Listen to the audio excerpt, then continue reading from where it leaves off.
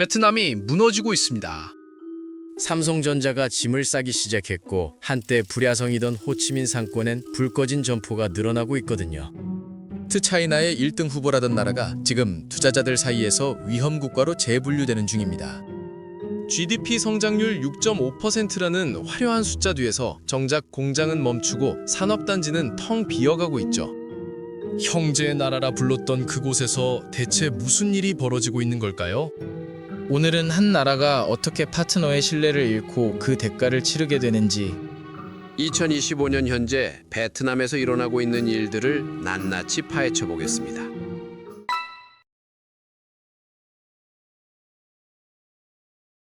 본론에 들어가기 전에 먼저 숫자부터 짚어볼게요. 베트남 전체 수출의 약 72%가 외국인 직접 투자 기업에서 나옵니다. 자국 기업이 아니라 외국 자본과 기술이 이 나라 경제의 엔진을 돌리고 있다는 뜻이거든요.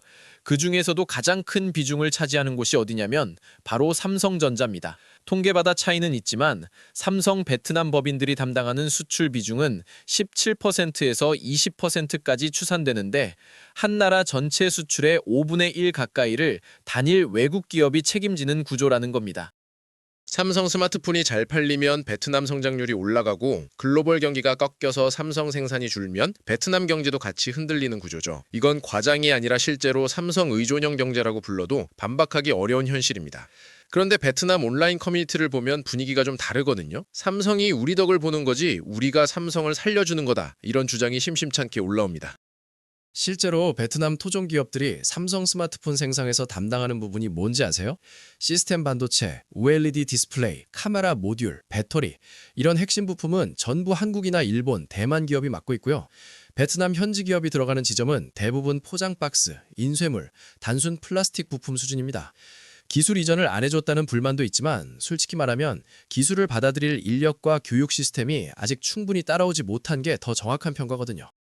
그럼 삼성은 왜 베트남에 그토록 많은 투자를 했을까요? 단순히 인건비가 싸서만은 아니었습니다. 삼성에게 베트남은 제2의 생산 연구 기지로 장기 전략의 핵심 축이었거든요. 하노이에 2억 2천만 달러를 들여 동남아 최대 규모의 R&D 센터를 세웠고 단순 조립이 아니라 소프트웨어 기술 개발까지 포함하는 허브로 키웠습니다. 박닌, 타잉우엔 같은 지역은 삼성이 들어가면서 사실상 산업도시로 재편됐는데 불과 10여 년 전만 해도 소가 밭을 갈던 농촌이었던 곳에 수천 대의 통근버스가 오가고 그 주변으로 상가와 호텔, 쇼핑몰이 들어섰죠. 아이들이 더 나은 학교에 다닐 수 있게 된 건 부모들이 받는 월급 덕분이었고 그 월급의 상당 부분은 외국 기업 급여와 협력사 계약에서 나왔습니다. 삼성은 현지 협력사를 키워보려는 노력도 했거든요. 품질 관리, 공정 개선, 납기 준수, 글로벌 인증 획득 방법까지 코치 역할에 자처했습니다. 한 외국 기업이 한 나라 GDP의 20% 가까운 비중을 책임지는 건 세계적으로도 드문 사례인데 경제적 의미만 놓고 보면 베트남과 삼성 사이에는 소규모 동맹국 이상의 상호 의존 관계가 형성돼 있었던 셈이죠. 문제는 신뢰관계를 깨트린 쪽이 어디냐는 겁니다. 삼성이 베트남을 리스크 국가로 보기 시작한 결정적 사건들을 시간순으로 풀어볼게요. 2024년 1월 글로벌 최저한세 적용 방식이 첫 번째 균열이었습니다. 삼성 같은 기업들이 처음 베트남에 들어갈 때 약속받은 건 단순했거든요. 공장 짓고 일자리 만들면 법인세 5% 같은 파격 인센티브를 주겠다. 이 조건을 믿고 수십조 원 규모의 투자가 집행됐습니다. 그런데 2024년부터 글로벌 최저한세 체제가 시작되자 베트남은 이걸 세수 확대 기회로 활용했죠. 한국 정부와 기업은 투자 인센티브를 유지할 보완책이 필요하다고 여러 차례 전달했고, 베트남도 처음에는 현금 지원 등으로 차액을 보전하겠다고 했습니다. 그런데 막상 실행 단계에서 삼성전자가 추가로 부담하게 된 금액은 약 4,300억 원 규모로 추산되거든요.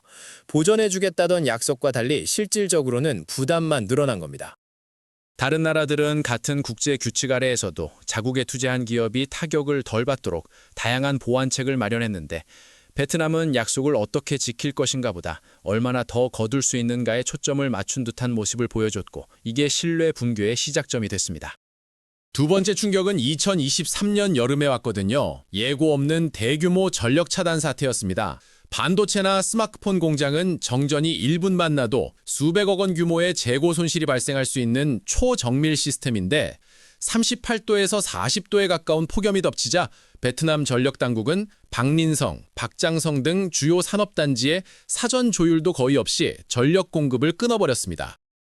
일부 공장은 가동이 중단됐고 생산 계획을 전면 수정해야 했으며 글로벌 납기 차질 우려까지 나왔죠. 문제는 이게 일시적 사고가 아니라는 점입니다. 베트남의 전력 수요는 매년 10% 이상 증가하는데 발전소와 송전망 같은 인프라 투자는 오랫동안 뒤처져 있었거든요. 2026년 현재까지도 전기를 아껴달라, 공장 가동을 조정해달라는 요청이 계속되고 있습니다. 4차 산업혁명이니 디지털 전환이니 반도체 허브니 외치면서 정작 기본적인 전기 공급조차 안정적으로 못해주는 상황인 거죠.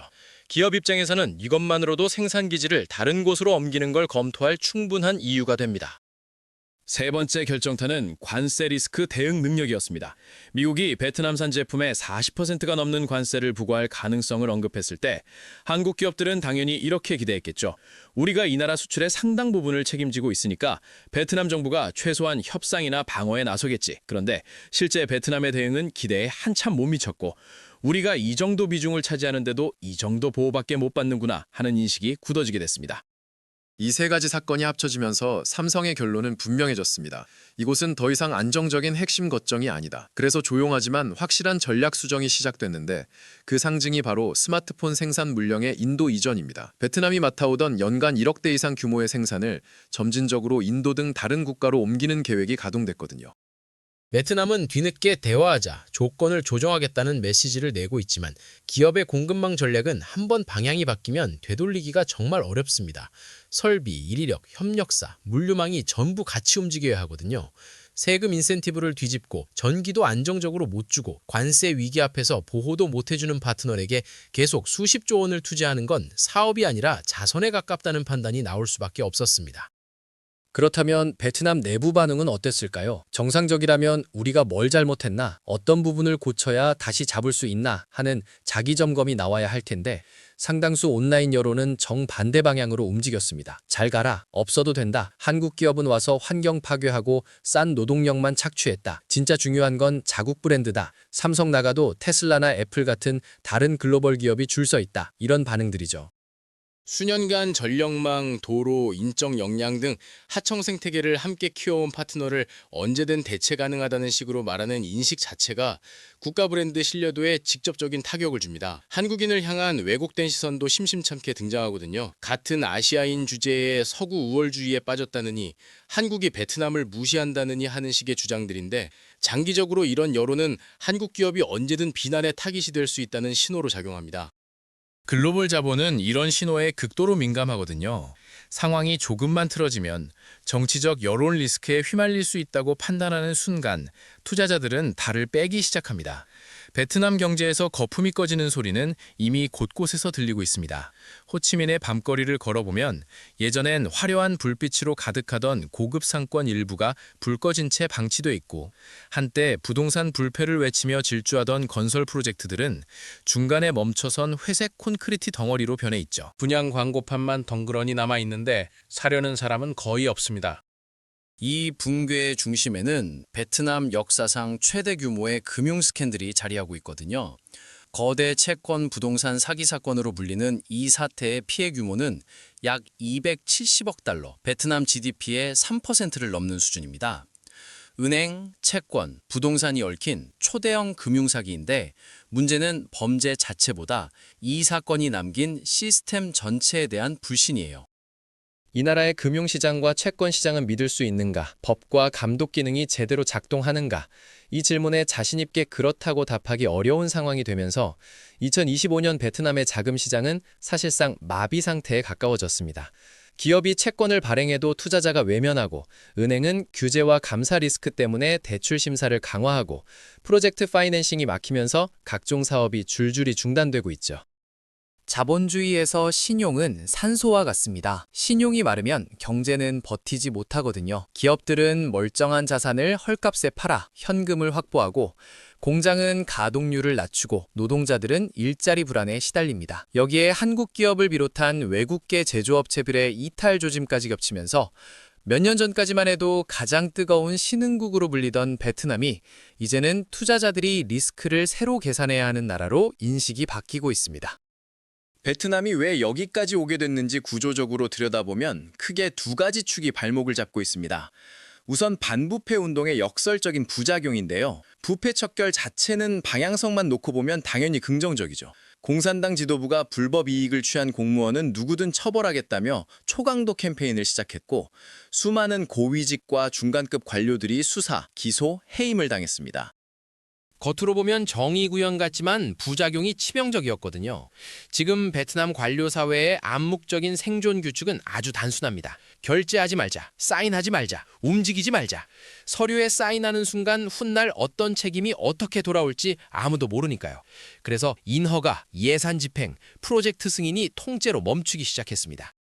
지하철이나 도로공사는 중단되고 공공인프라 예산은 편성돼도 집행이 지연되고 기업의 신규 투자나 공장 증설 인허가 서류는 그냥 쌓여가는 겁니다. 부패한 정부도 문제지만 아무 결정도 내리지 못하는 정부는 더 큰 리스크거든요. 경제는 속도와 타이밍이 생명인데 관료 시스템이 스스로 손발을 묶어버린 상황이 된 겁니다.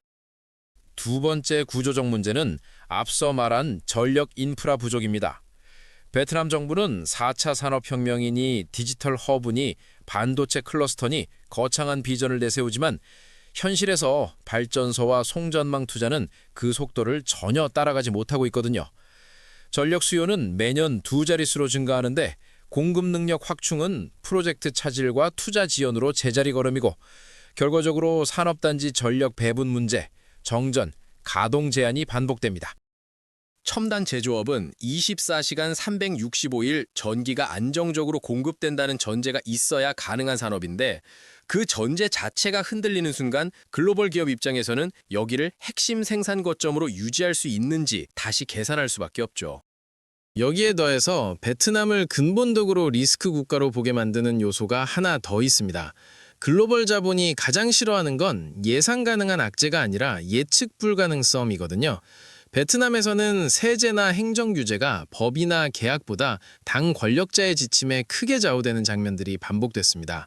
투자 계약 당시 약속했던 인센티브를 국제 규칙을 명분으로 사후에 바꾸는 태도, 보완책은 말뿐이거나 지연되는 실행력, 이런 경험이 누적되면 투자자들의 결론은 간단해집니다. 계약서보다 정치적 신호가 더 센 나라다. 언제 어떻게 조건이 바뀔지 예측하기 어렵다. 이런 곳에 수십 년을 전제로 하는 제조 및 연구개발 허브를 맡기는 건 위험하다는 판단이 굳어지는 거죠. 국가 신뢰도라는 건 한 번 떨어지면 돈을 아무리 쏟아부어도 단기간에 회복하기가 정말 어렵습니다. 삼성이 생산 거점의 중심축을 인도로 옮기는 결정은 단순히 인건비 비교나 인도 시장이 커서라는 이유만으로는 설명이 안 되거든요. 거기에는 이런 메시지가 담겨 있습니다. 수년 동안 직접 경험해보니 이 환경은 장기적인 신뢰를 두기 어렵다는 거죠. 글로벌 1위급 기업이 내리는 이런 결정은 다른 투자자들에게 사실상 리서치 리포트 역할을 합니다. 인텔의 베트남 투자 보류 발표, 다른 전자 및 디스플레이 기업들의 추가 투자 재검토 움직임. 이 흐름은 우연이 아닙니다. 이 나라는 약속을 어떻게 다루는가에 대한 국제 자본의 평가가 바뀌고 있는 겁니다. 신용불량자가 은행에서 대출받기 어려운 것처럼 신뢰도가 떨어진 국가는 글로벌 자본시장에서 과거와 같은 프리미엄을 기대하기 어렵습니다. 그렇다면 한국 기업들과 한국 경제는 어떻게 움직여야 할까요? 무엇보다 감정과 현실을 분리해야 합니다. 형제의 나라라는 표현은 외교적이고 문화적인 수사에 가깝거든요. 기업과 일자리가 걸린 투자 결정은 냉정한 리스크 대비 수익 계산 위에서 내려져야 합니다. 동시에 집중 리스크를 분산하는 전략이 필요합니다. 베트남이 한때 포스트 차이나의 대표 후보였던 건 사실이지만 지금은 인도, 인도네시아, 멕시코, 동유럽 등 대체의 옵션이 훨씬 다양해졌거든요. 전력 인프라의 안정성, 법과 계약의 예측 가능성, 관료 시스템의 결정 속도, 정치 및 여론 리스크, 이런 기준으로 투자 포트폴리오를 재조정하는 건 기업 입장에서 당연한 리스크 관리입니다. 마지막으로 조건부 협력 전략으로 전환해야 합니다. 신뢰가 회복되면 다시 본격적으로 투자하겠다. 전력 공급, 세제 안정성, 법치와 행정 개선이 숫자로 확인되면 그때 다시 얘기하자. 이 메시지를 분명히 해야 합니다.